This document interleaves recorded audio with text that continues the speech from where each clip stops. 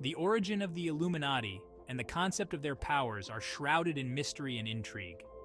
This enigmatic group has been a subject of curiosity and speculation for centuries.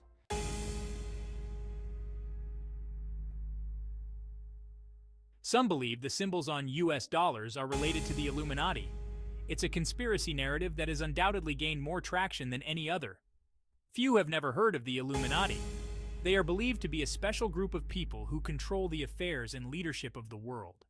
And it is believed that they carry out their activities secretly to control everything and create a new world order. For some, they are associated with sudden and unusual wealth. If you become wealthy quickly, there are certainly those who will claim that you have joined the Illuminati. Is there any truth to this concern? Is there a group of people holding secret meetings to plot world domination and enrich themselves with money and wealth? Do these narratives and the popularity of the Illuminati have any truth?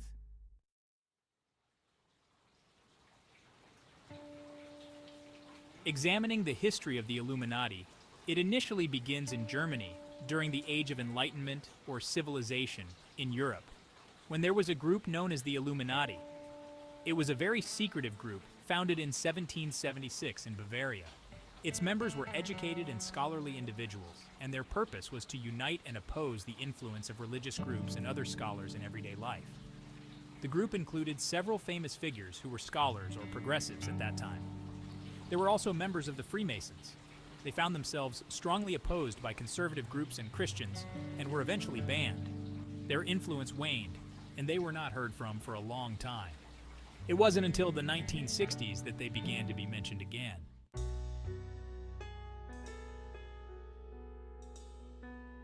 Many films, such as Angels and Demons, have helped perpetuate the concept of the Illuminati.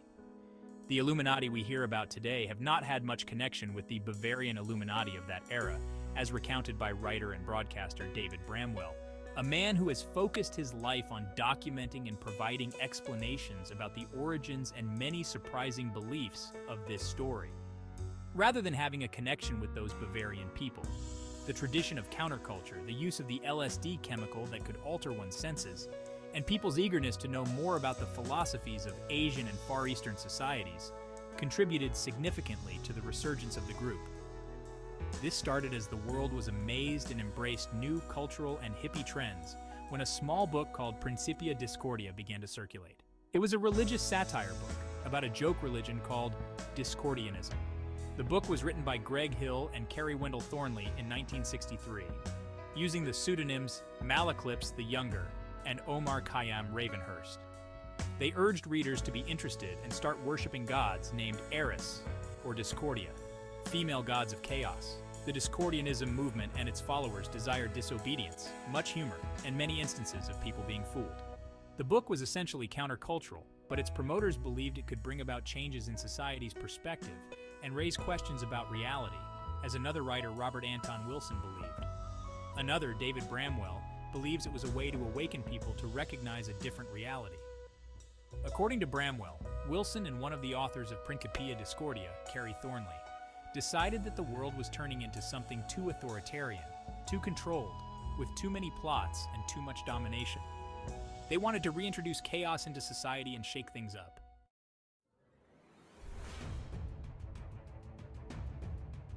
And the only way was to spread disinformation. Spread disinformation through all platforms, through counterculture against accepted culture in society, through mainstream media, and through any other means. And they decided to start with telling people about the Illuminati. At that time, Wilson was working for Playboy magazine, which published nude photos. He and Thornley began sending fake letters from readers talking about this major secret organization, run by scholars and influential people they claimed was called the Illuminati. They even sent other different letters contradicting the letters they had sent earlier. So their concept was that if you present enough and sufficiently opposing things, theoretically, basically, a lot of people will start looking at and talking about these things and thinking, let's look into this a little, says Bramwell. They wonder, can I believe this information I've been given? It's an easy way to awaken people and make them think about another reality suggested by others about the world they live in, something that didn't happen as they had hoped. Rumors of this Illuminati's existence spread widely. Wilson and another Playboy writer wrote The Illuminatus. a trilogy where they claimed the Illuminati were involved in hiding big secrets, such as who killed John F. Kennedy, for example.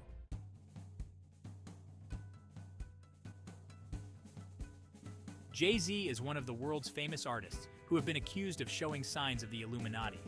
The book became so popular that it was made into a play in Liverpool, and it helped British actors Bill Nighy and Jim Broadbent gain much popularity as well. Today, the idea of the Illuminati's existence is among the most joked about conspiracy theories worldwide.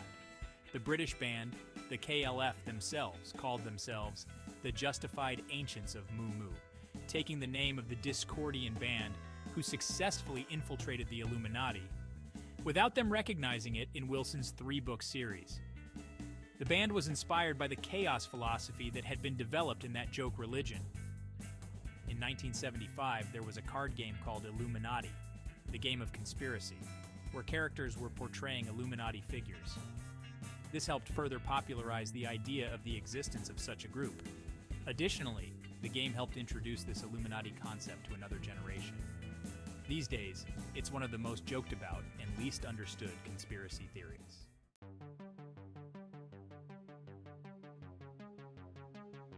Are the drawings on US currency led by the Illuminati? Now there's globalization and the internet, and news spreads quickly. Undoubtedly, the internet has contributed the most to spreading rumors and theories about the Illuminati on social media platforms like 4chan and Reddit. This has contributed to the popularity of this Illuminati concept. We live in a world full of false theories, conspiracies, and wild information, and more importantly, there are those who believe all these things to be true.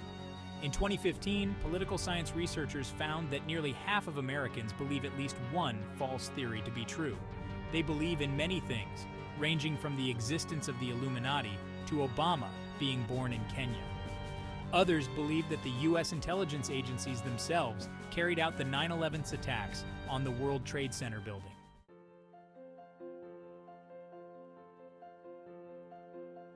There are no specific traits that you can say people who believe in these things have, says Viren Swamy, a social psychology professor at Anglia University.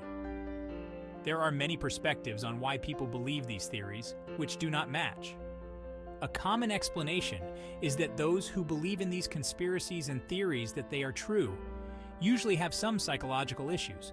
Another factor that researchers have pointed out as contributing to the believability of these theories is that many of them seem to provide a simple explanation for things that have never been understood or that threaten one's faith and self-confidence. They give you a very easy explanation to understand, says Swamy, who published his research findings in 2016. In his study, he found that those who believed these conspiracy theories and believed that they were true were much more likely to have experienced stress or encountered a very shocking event in their lives compared to those who did not believe in such conspiracies. Other researchers have found that people with higher levels of education are much less likely to believe in these theories and conspiracies.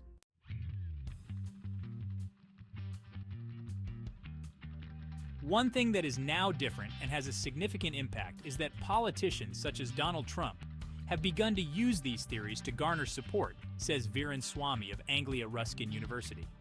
Trump believed the conspiracy theory that Obama was born in Kenya. The picture that emerges from this is that although the United States is in the modern age, it is still a nation largely in the dark. Swamy believes this, saying there has been a change in those who have been spreading these theories. In South Asia, these theories have been used by governments as a way to control citizens. But in Western countries, it's very different. They have been used by people who have no representation, who feel powerless. It's their lack of power that contributes to the rise of these theories, trying to threaten or challenge the government. For example, regarding 9/11, when people lack power or feel powerless, theories like these can sow seeds and contribute to citizen unrest and protests, thereby enabling ordinary people to question the government, Trump and his belief. The 45th President of the United States, Donald Trump, was one of the people who believed in the birther idea. He often spoke on the media about how President Obama was not born in Hawaii, but instead was born in Kenya, and therefore was not fit to lead the United States.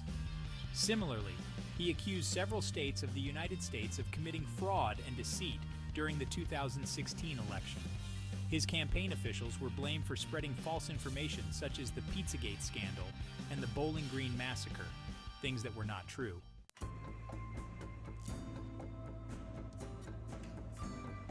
Does Swami believe that these changes will affect politics in the long run? People may disconnect from mainstream politics and not participate in many modern processes if they believe in these conspiracy theories, says Swami. They may be more involved in fringe politics.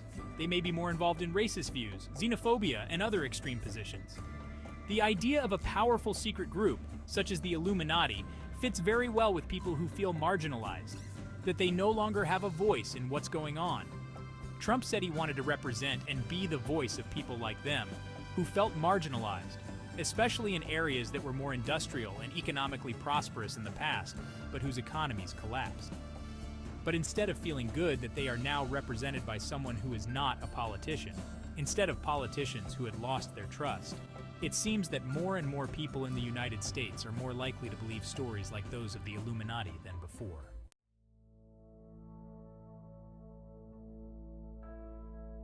Wilson would be happy if he were alive today, and somewhat amazed, says David Bramwell.